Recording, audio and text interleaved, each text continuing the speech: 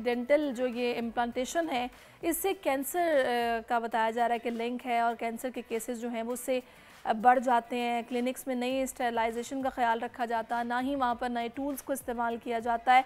तो इस वक्त हमारे साथ मौजूद हैं डॉक्टर उमैर रहमान, जो कि इस हवाले से हमें गाइड भी करेंगे, क्योंकि नए दौर की नई नई बातें, जैसे मेडिकल तरक्की कर रहा है, बहुत सारे मसाइल हैं जो कि पैदा भी हो रहे हैं, नई नई चीज़ें आ रही हैं। तो ऐसे में लोगों ने अपना कैसे ख्याल रखना है, कौन सी चीज़ उनके लिए नुकसानदेह है, इस पर हमने बात करनी है। इस वक्त मेडिकल ऑफिसर इंकोलॉजी डिपार्टमेंट के JPMC में डॉक्टर उमैर रहमान, जिन्होंने मेरे साथ हैं, मुझे ज्वाइन किया। अस्सलाम वालेकुम doctor Umair, thank you so much for your time. अच्छा, मुझे ये बताइएगा, क्योंकि आपका डिपार्टमेंट इस तरह का है कि कैंसर रिलेटेड पेशेंट्स आप लोगों के पास आते हैं, इसमें कितनी हकीकत है कि जितने ये डेंटल क्लिनिक्स हैं जहाँ पर हाइजीन का और स्टेलाइज करने का टूल्स को या नए टूल्स को यूज़ करने का ख्याल नहीं रखा जाता और वहाँ से कैंसर के केसेस फैलते हैं, इसमें कितनी हकीकत है? नहीं, इसमें हकीकत है, बिल्कुल है। अगर आपको मैं बताऊं तो 2019, 20 एंड 21 की जो रिसर्च है उसकी बेसिस पे अगर हम बात करें तो ये ज़रूर है कि क्योंकि अनस्टेरलाइज इक्विपमेंट यूज़ करने से बैक्टीरिया मतलब इन्फेक्शंस बहुत ज़्यादा बढ़ते हैं। उन इन्फेक्शंस की बढ़ने की वजूहात से कैंसर की डेवलपमेंट के चांसेस होते हैं, मगर क्योंकि सैरिश इस पर कोई प्रूफ नहीं है, कोई डायरेक्ट लिंक नहीं है इस पे इस बात करना, इसलिए ये मैं कहूँ कि उससे कैंसर होता है, ये ऐसा कोई प्रूफ नहीं है। हाँ, ऑब्वियसली जब इन्फेक्शन बहुत ज़्यादा बढ़ जाता है, अगर बिल्कुल तो आपने एंस्टेराइल इक्विपमेंट यूज़ किया, उससे इन्फेक्शन बहुत ज़्यादा बढ़ गया, एक ज़ख़म बन गया, उस ज़ख़म को आपने करेक्ट नहीं किया, जो यूजली आपको गांव देहात और इंटीरियर सिंध में बहुत सारे क्लिनिक्स ऐसे मिलते हैं। कराची, इस्लामाबाद, लाहौर और इस बड़े शहरों में इस तरह के प्रोसीजर कम होते हैं, मगर एडवाइस यही किया जाता है कि आप इक्विपमेंट जो है उसको स्टेरिलाइज़ ना करें, बल्कि उसको नए इक्विपमेंट यूज़ करें हर पेशेंट में। आजकल मैंने तो ये सुना है कि बाकायदा ये रूल है, ये जो जितना ये डेंटल अब जो एसोसिएशन है या फिर जिस तरह से यहाँ पे काम हो रहा है उनका जो उसमें ये रूल है कि आप इसमें स्टेरिलाइज टूल्स को यूज़ नहीं कर सकते, you have to use it fresh.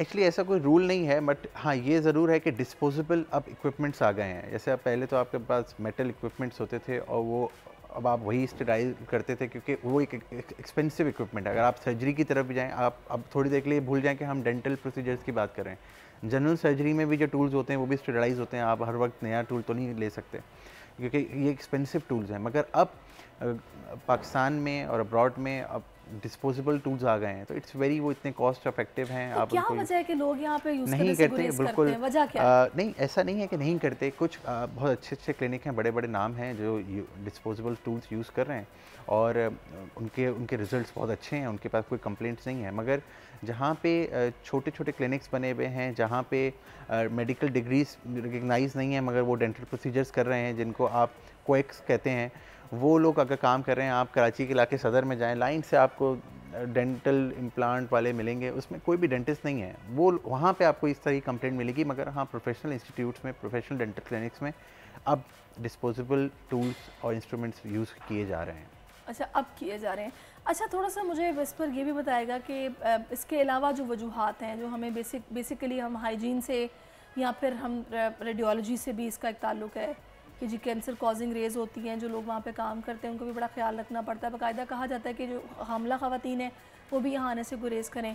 इसके अलावा क्या रीज़न्स होती हैं जो कि हमारी कॉमन मिस्टेक्स की वजह से हमें फेस करनी पड़ती है? डॉक्टर सैरिश, मैं हफ्ते में 2 दिन कैंसर, माउथ कैंसर की OPD करता हूँ, ट्यूसडे एंड थर्सडे, और आप बिलीव नहीं करेंगी 300 से 400 केसेस पर OPD रिपोर्ट होते हैं जिना हॉस्पिटल में, सिर्फ माउथ के। 300 से 400 केसेस पर OPD तो सिर्फ माउथ के रेशो है, बिल्कुल, माउथ के, टंग के। और जो सबसे ज़्यादा, एक जब मैं अपनी OPD ख़त्म करता हूँ, इतना बड़ा फाइल का जंजार मैं छोड़ के जाता हूँ, सारे गुटका, मावा, छालिया।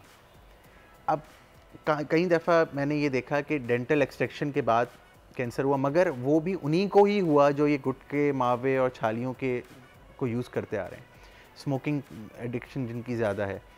मैंने किसी, आज तक मुझे याद नहीं पड़ता, स्मोकर्स को होंगे, मैंने देखा है सिगरेट की डब्बी के ऊपर वो बना होता है, लेकिन कोई भी इसको खरीदते वक्त ये नहीं सोचता कि ऐसा भी हो सकता है। मगर मैं इस बात से बिल्कुल मैं श्योर हूँ 110% जो मैंने देखा, गुटखा जो है वो तो कैंसर कॉजिंग एजेंट है। मेरे पास सारे पेशेंट, और मैं आपके नाज़रीन को बताया चलूँ, सैरिश ये इतनी गंदी बीमारी है, ऐसे आपको होती है, जब तक आपकी बायोप्सी और सीटी स्कैन हो रहा होता है तब तक ये बीमारी स्टेज 1 से 3 पे चली जाती है, सर्जरी पॉसिबल नहीं हो पाती, रेडिएशन और कीमो पे पेशेंट चल रहा होता है और रेडिएशन पे उसका आगे जाके मुंह बंद हो जाता है, मसल पैरालाइज हो जाते हैं और इतनी तकलीफ दे ज़िंदगी होती है कि मरीज़ एंड में मौत मांग रहा होता है, मौत नहीं आ रही होती।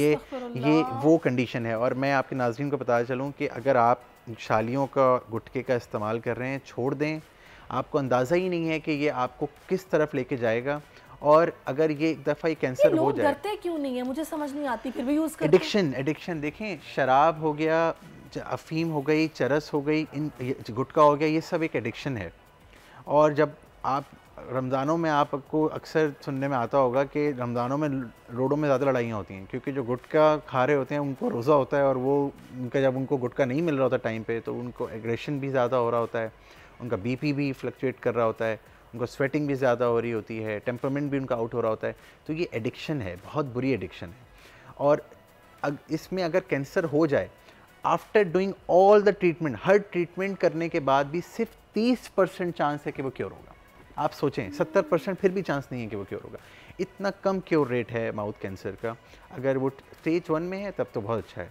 स्टेज 1 में मुझे आई थिंक, अगर मैंने अपनी लाइफ में आज के जिन्ना हॉस्पिटल के कैंसर वार्ड में अगर 2000 केस देखे होंगे तो 2 केस देखे होंगे स्टेज 1 के, या 3 केस देखे होंगे स्टेज 1 के। सारे केसेस, मतलब मैक्सिमम नंबर ऑफ केसेस हम 2 ऑनवर्ड्स ही देख रहे होते हैं क्योंकि वो इतनी जल्दी स्प्रेड होता है।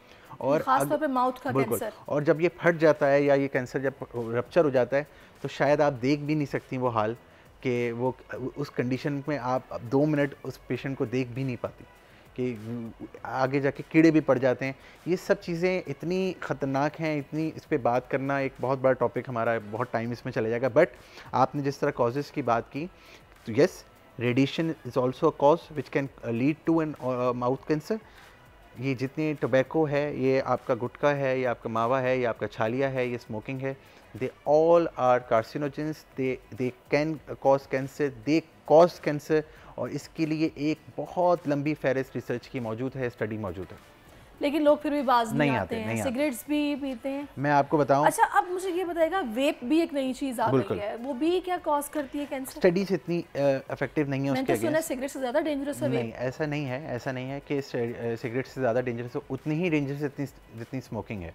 नहीं, वो लंग्स को इफेक्ट करता है। अब उसकी वजह बताता हूँ। देखें, जब आप सिगरेट लेते हैं, सिगरेट में 3000 से ज़ायद केमिकल्स हैं जो कार्सिनोजेंस हैं। पहली बात तो कार्सिनोजन का वर्ड मैं यूज़ कर रहा हूँ, वो एजेंट जो कैंसर कॉज करते हैं उनको कार्सिनोजेंस कहते हैं।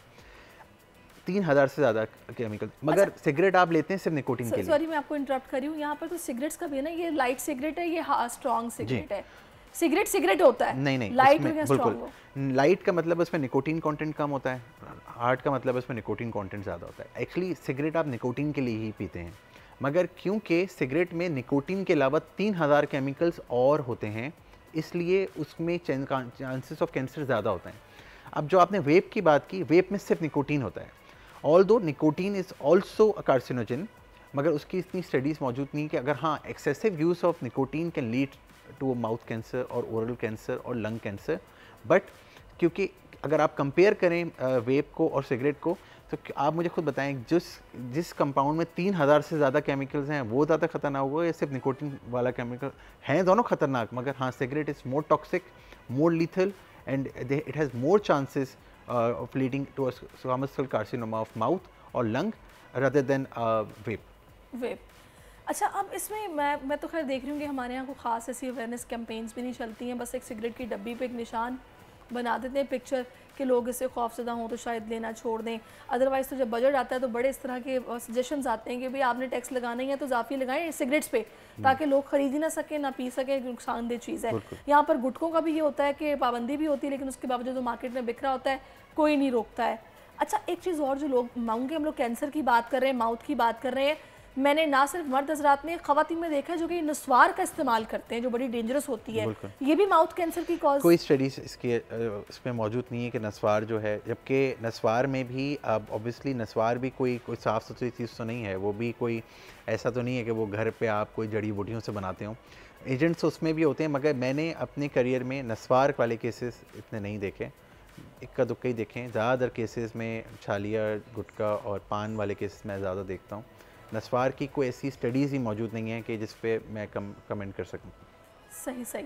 अच्छा, अब मुझे ये बताइएगा कि अगर हम ख्याल रखना चाहते हैं, ठीक है, स्मोकिंग कुछ लोग बहुत एक्सेसिव करते हैं, कुछ लोग इतनी ज़्यादा नहीं करते हैं, लेकिन कुछ लोग अपने लंग्स को भी टेस्ट करते हैं, कुछ लोग अपने वैसे ही माउथ हाइजीन का भी बहुत ख्याल रखते हैं, तो बेसिकली हमें किन चीज़ों को फॉलो करना है कि एटलीस्ट हम बचे रहें?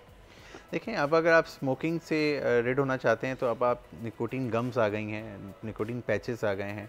ख़ास तौर पे अच्छे अस्पताल्स में इसके बाकायदा इन स्मोकिंग छुड़वाने के क्लिनिक्स हैं, स्मोकिंग के रिहेबिलिटेशन सेंटर्स हैं जो स्मोकिंग छुड़वाते हैं, तो आप उससे उनसे रब्ता करें और वो बहुत इफेक्टिव हैं सरिश। ऐसा नहीं है कि आप वहाँ पे अपना पैसा वेस्ट करेंगे, विद इन अ मंथ वो आपको आपकी स्मोकिंग को 50% से भी रिड्यूस कर देते हैं। और अब क्योंकि अब तो मार्केट में नॉर्मल फार्मेसीज़ में nicotine patches, nicotine bubble gums ये बहुत इजीली अवेलेबल है और वो एफडी अप्रूव्ड हैं। ऐसा नहीं है कि वो कोई नॉर्मल फार्मास्यूटिकल कंपनी बना रही है, वो फार्मास्यूटिकल कंपनी बना रही है जिसने अप्रूव कराया हुआ है कि उसके अंदर कोई लीथल मटेरियल नहीं है, बल्कि सिर्फ वो स्मोकिंग छुड़वाने में ही हेल्प करेगा। तो उसको यूज़ करने में कोई वो नहीं है, बल्कि स्मोकिंग के अलावा सबसे पहले तो इनकी ज़्यादा ज़रूरत है काउंसलिंग की, जो ये गुटखा मावा खाते हैं। मैं आपको बताऊं ये माशरा कहाँ जा रहा है। कुछ दिन पहले एक पेशेंट आया अपने वालिद को लेकर, तो वालिद को squamous cell carcinoma of buccal mucosa था। जब मैंने देखा कि मैंने हिस्ट्री ली तो वालिद की 10 साल की हिस्ट्री थी गुटखे की। तो जब मैंने बेटे को देखा तो बेटा को मैंने बोला, भाई ये गुटखा खाते तो मना नहीं करते? तो कहने लगे मैं मना करता हूँ, मैंने बहुत समझाया था। देखा तो उसके मुंह पे भी गुटखा था। वो मुझे बता रहा है कि मैं इनको बहुत समझाता हूँ गुटखे के लिए, और ख़ुद गुटखा खा के मुझसे बात कर रहा है। तो ये बेसिकली फैमिलीज़ इन्वॉल्व हैं, जो अगर आप इसलिए कहते हैं कि बेसिकली एजुकेशन तो है नहीं ना इतनी ज़्यादा, ख़ास और पाकिस्तान में जो मेजर तबका है उसमें इतनी एजुकेशन है नहीं, इतनी ज़्यादा अवेयरनेस है नहीं। जब अवेयरनेस नहीं होगी, एजुकेशन नहीं होगी, तो आपको नहीं पता होगा कि आप क्या चीज़ सही खा रहे हैं और क्या चीज़ गलत खा रहे हैं। बट जो चीज़ आपको अच्छी लगेगी वो आप। और यहाँ तो मर्द क्या औरतें भी खा रही हैं। औरतें भी बहुत। मैं एक दफ़ा मेडिकल कैंप के लिए लियारी गया, वहाँ तो मैं हैरान हो गया। वहाँ तो छोटे 8 साल के बच्चे से लेके 60 साल की खातून तक सारे गुटके मावे में। और मैं जहाँ कैंप कर रहा था आसपास सिर्फ छींटे पड़ी हुई थी और कुछ नहीं। बस इस पर बहुत काम होना है, जो कि बहुत ज़रूरी है, और सिंध गवर्नमेंट इस पर ज़ाहिर काम करे। ये तो बड़ा डेंजरस। सब्सक्राइब करें और बेल दबाएं ताकि कोई खबर रह न जाए।